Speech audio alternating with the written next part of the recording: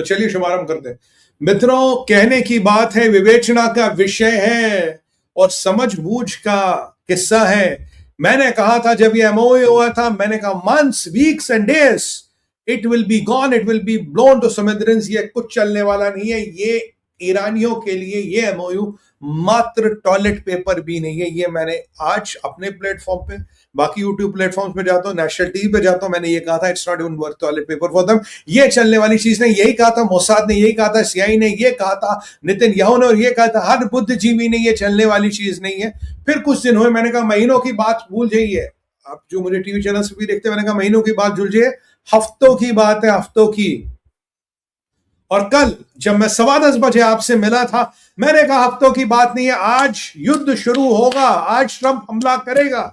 और वही हुआ। मां भवानी की इच्छा, ट्रंप ने हमला किया और धड़ाम धड़ाम धुड़ुम धुड़ुम हुआ।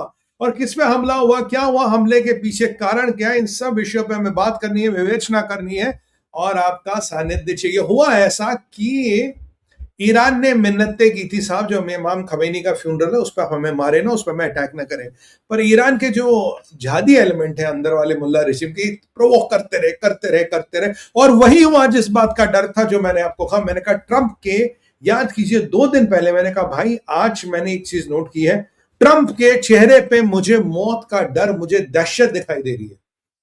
And I was damn right about it.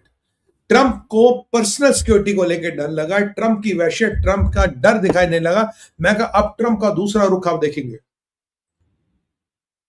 Trump ने देखा कि फ्यूनरल क्या था, वहां तो हजारों लाखों लोग ऐसे मारेंगे, यहां मारेंगे, वहां मारेंगे, लटका के मारेंगे, भटका के मारेंगे, वट एवर। ये जो नफरत देखी गई, ये जो खून की डिमांड देखी गई, मतलब खून बहाने की डिमांड देखी गई, ये जो जालिम खेल देखा गया, इसको लेकर ट्रंप घबरा गए। और मैंने आपको बताया था एक डेथ स्क्वाड बनाया गया है जिसमें ट्रंप को टारगेट किया जाएगा, ट्रंप के परिवार को टारगेट किया जाएगा। कुर्द फोर्स के कानी ने स्क्वाड बनाया है, इनके साथ मैक्सिकन ड्रग माफियाज के साथ, और उसमें कहीं ना कहीं चीनियों का भी हाथ है। और ईरान की पूरी इंटेलिजेंस और जितने भी ये 2 नंबर के इस्लामी मुल्क हैं वो सब इसमें शामिल है। और ये स्क्वाड ट्रंप को टारगेट किया है। मैंने कहा ट्रंप की पहले जान का खतरा इतना था, इतना हो गया।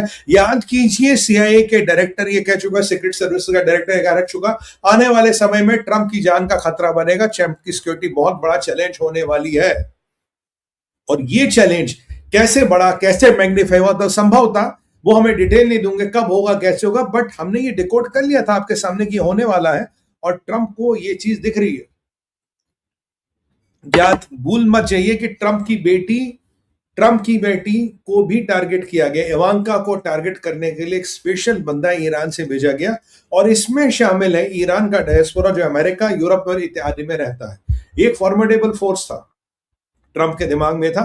ट्रंप को किसी ने बताया नहीं कुछ लोग आपसे प्यार करते हैं, बस कुछ लोग हैं जो प्रो रिजीम है, ऐसा कुछ नहीं है, बड़े सुधरी हुई सोसाइटी और मुल्ला रिजीम का कोई सपोर्ट नहीं। He was completely wrong. और हुआ क्या, बेसिकली कहानी की शुरुआत होती, सुमित भाई क्या हुआ, कैसे हुआ, ये आखिर बम क्यों फटा, हुआ क्या। कहानी ऐसे मेरे भाइयों, मेरे मित्रों, जरा बने रहिएगा और लाइक का बटन दबाते रहिए। आन दो लाइक के बटन आन दो, लाइक के बटन आन दो भाई, लाइक के बटन आन दो।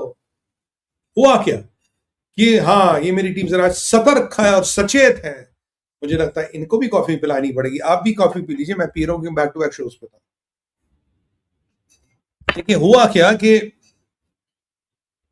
3 रास्ते स्ट्रेट ऑफ हॉर्मुज के। एक रास्ता है ईरान नियोजित रास्ता, एक है ओमान के कोस्ट के वाला रास्ता, एक है कॉमन रास्ता।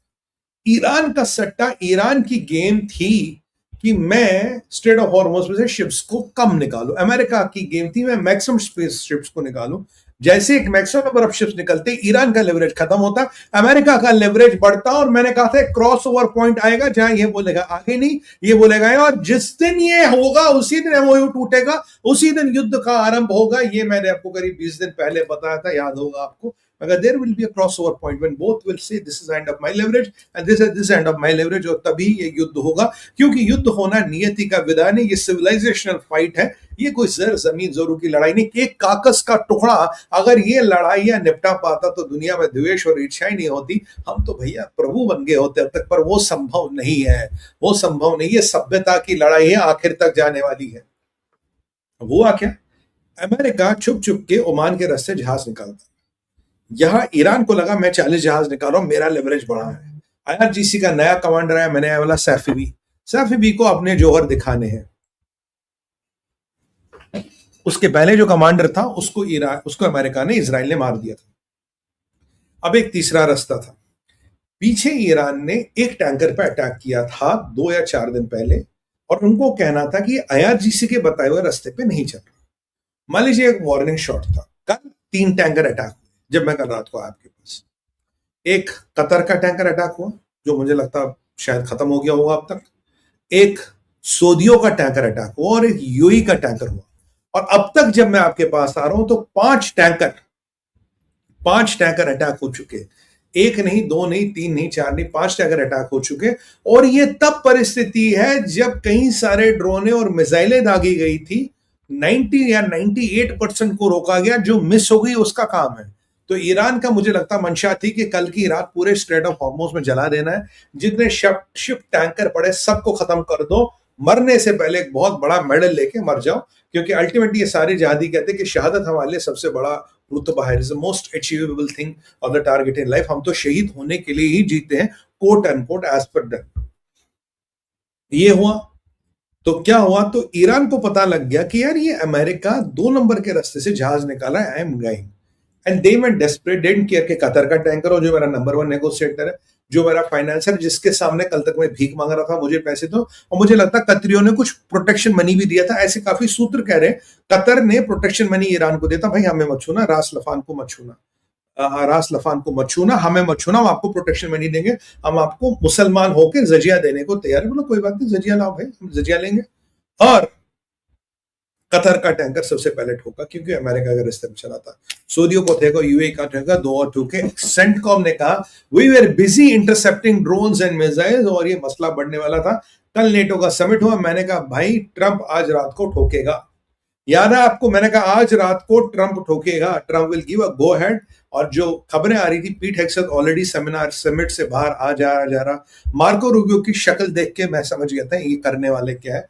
मार्को रूबियो गुस्से में था, और पीट हेग्सेथ आ रहा था, जा रहा था। एक मेकशिफ्ट कंट्रोल रूम इनके साथ है, उस कंट्रोल रूम से चीजें कोऑर्डिनेट कर रही थी। मैंने आपको बोला ब्रैड कूपर, आपका डाइन क्रेन, और ये इजराइल के जनरल जमीर से बात करे। और अगर ये बातें कर रहे हैं जनरल, तो ये युद्ध की बात करे, कोई पीस की बात नहीं करे। वहां कोई भजन होने वाला नहीं है। हुआ क्या, ये सब कहानियां चलती रही।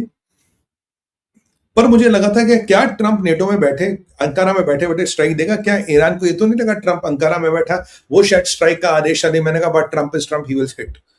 और इन्होंने जब कल 3 टैंकर हिट किए, फिर सुबह से 2 किए, तो 24 घंटों में 5 टैंकर मिनिमम हिट हुए। 5 से ज्यादा भी हो सकते हैं, मिनिमम। और I am talking about 5 tankers have been hit. तो ट्रंप ने अटैक का आदेश दे दिया। सेंटकॉम रेडी था, इजराइल रेडी था। अभी तक ये माना जाता केवल अमेरिकन ने अटैक किया, इसराइलियों को इन्होंने अनलीश नहीं किया। जिस दिन इसराइलियों को अनलीश करेंगे वो फिर रुकने वाले नहीं। और इसराइल इज वेटिंग किया, सर हमें भी तो दो, हमारे जहाजों के लिवर जरा जैम हो रहे, थोड़ा उड़ाए, थोड़े बम चलाए, लेट्स गेट बॉम्बे।